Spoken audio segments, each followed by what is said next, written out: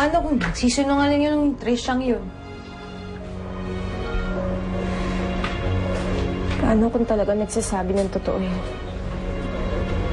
Paano kung talaga magkasama na ngayon si Lando at saka yung babaeng yun sa Canada?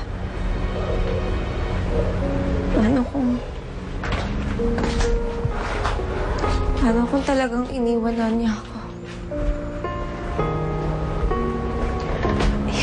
Ikaw naman eh. Parang hindi mo kilala yung madrasta mo. Malay mo naman, di ba? Nagsisinungaling lang siya, gumagawa lang siya ng kwento para hindi ka na talaga lumapit sa asawa mo.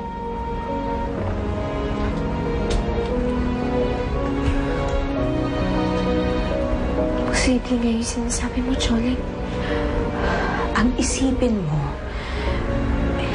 kailangan makagawa ka ng paraan para makumbinsi mo si Lando na ikaw talaga si Lorna. Siguro, maniniwala si Lando kapag ikaw nagsabi sa kanya. Sandali pa.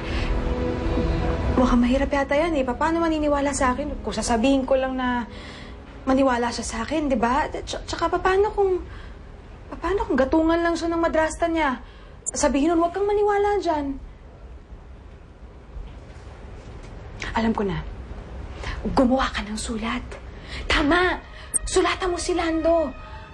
Sigurado ako makikilala niya ang sulat kamay mo. Baka sakali, maniwala na siya. Oh, Lando. Gusto yung paghahanap mo dun sa babae? Nagpunta rin siya dun sa mga magulang ni Lorna. May tanong-tanong ako sa lugar nila pero wala eh. Pare, pati biyenan mo, kilala niya? Iba klase babaeng yun. Parang may alam talaga siya tungkol sa asawa mo. Saan pa kaya ako pa ito magtanong-tanong?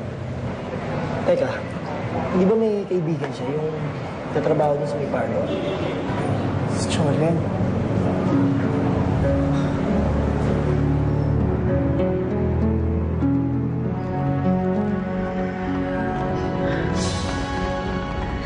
Corazon!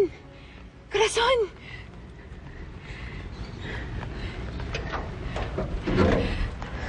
Corazon, ako si Choling.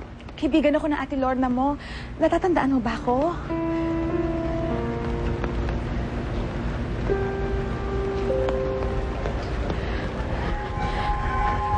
Corazon, may gusto lang naman akong malaman eh. Talaga bang nag-abroad na si Kuya Lando mo? Sinasabi ko na nga ba eh. Hihingin sana ako sa iyong pabor. Maaari mo bang ibigay itong sulat na to kay Lando?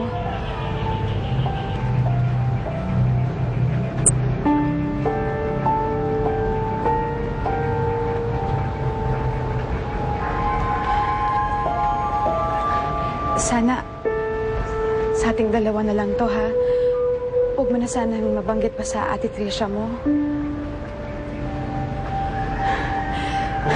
Maraming salamat. Sigurado akong matutuwa nito si Lorna.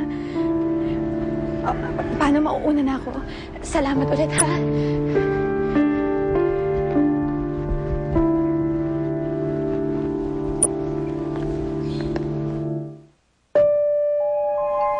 Pare, hayaan na lang natin yung mga pulis na gawin nila yung mga trabaho nila. Kesa naman tayo pa yung naglilibot para lang hanapin si Danica.